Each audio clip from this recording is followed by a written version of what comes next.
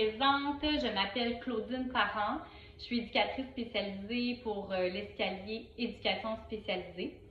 Et on fait aujourd'hui en direct de ma cuisine. J'avais envie de vous faire une vidéo sur un de mes outils coup de cœur que je traîne toujours avec moi dans mon sac lors de mes suivis en stimulation de langage. Donc, ne bougez pas, je vous présente ça. Il s'agit des fameux cerceaux comme ceci. On les aime beaucoup.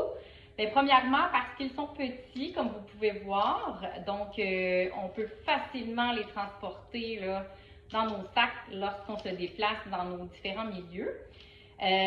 Aussi, on peut facilement, après, lorsqu'on a terminé, là, facilement les ranger là, dans n'importe quel petit raccoin du bureau. Donc, se rangent facilement également. Ils sont quand même de très bonne qualité, très résistants, donc les enfants peuvent les manipuler là, sans problème. Moi, ça fait plusieurs années que je les ai, donc puis ils sont encore en très bonne condition. Donc, on les aime beaucoup pour ça. Et aussi, on les apprécie parce qu'on peut faire plein d'activités avec ces petits cerceaux. Donc, je vais vous présenter quelques-unes de mes activités coup de cœur également là, que je fais avec les enfants lors de suivi en stimulation de langage. Donc, premièrement, on peut utiliser ces cerceaux-là dans différents parcours moteurs. Donc, on peut aller placer les cerceaux au sol et là, l'enfant doit suivre le trajet en sautant dans les cerceaux. On peut inventer une histoire un peu imaginaire. Donc, il faut sauter par-dessus les crocodiles sans se faire croquer les pieds. Donc ça, c'est vraiment libre à vous, là, selon le parcours moteur que vous avez envie de créer. On peut aussi faire un jeu de marelle, donc l'enfant va alterner un pied, deux pieds. Moi j'aime aussi faire l'espèce de course à relais. Donc je place un cerceau à l'extrémité du local et donc à l'autre extrémité. Et là, je place deux paquets, on fait des cartes selon les objectifs qu'il doit travailler. Donc, je place un paquet de cartes là et ici.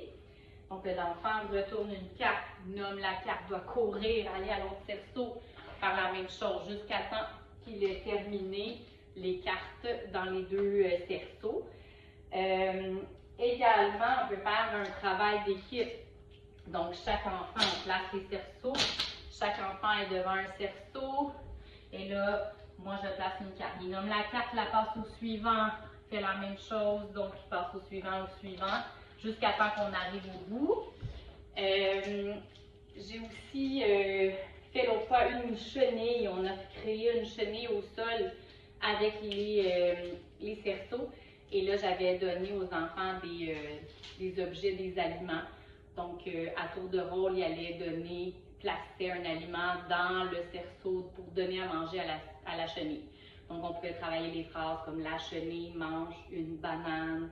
On travaillait le vocabulaire des aliments. On pouvait aussi dire je donne une framboise ou peu importe l'aliment que l'enfant avait dans les mains. Donc, on allait travailler le pronom je. Donc, vraiment selon ce que l'enfant a à travailler, on peut l'inclure dans différentes activités comme ça. Un autre défi que j'aime bien faire avec les enfants, on place un paquet de cerceaux devant lui. Alors, il a ses cartes, ses mots de vocabulaire, ses cartes de son qu'il doit travailler.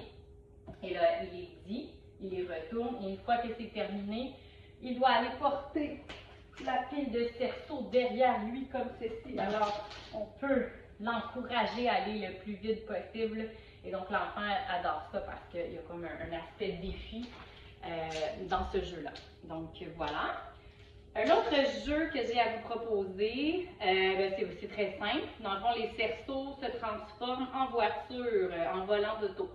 Donc, moi, je travaillais avec les lumières de circulation. Donc, vert, on avance, jaune, on ralentit et le rouge, on s'arrête. Donc, quand que les enfants étaient à la lumière rouge en arrêt, je présentais une carte d'action. Donc, là, on devait nommer l'action, on pouvait même l'animer.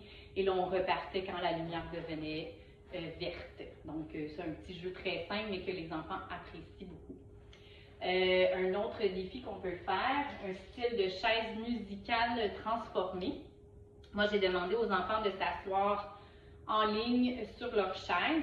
Et là, quand je partais la musique, ils devaient passer le cerceau, mais juste avec leurs pieds, alors de pied en pied, comme ça. Et quand la musique s'arrêtait, l'enfant qui avait le cerceau sur son pied devait se lever.